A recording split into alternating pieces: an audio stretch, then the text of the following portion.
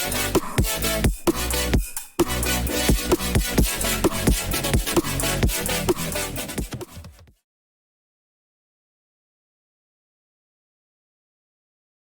this is some guy named Chris, and what I want to show you real quick is how to enable Microsoft Fabric.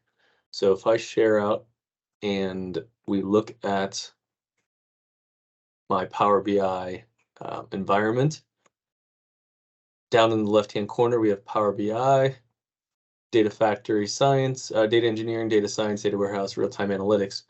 To be able to use those, at least for the 60-day free trial, we're going to go up to the gear, admin portal. We want to enable users can create Fabric items. If you would like to specify a security group or an exception group, please do that. Once you enable it, hit apply.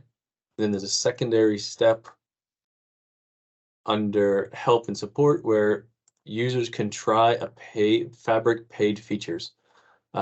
This is for a 60-day free trial. Make sure you enable this, and then your organization can start utilizing Fabric. Hey, this has been Some Guy Named Chris. Thanks.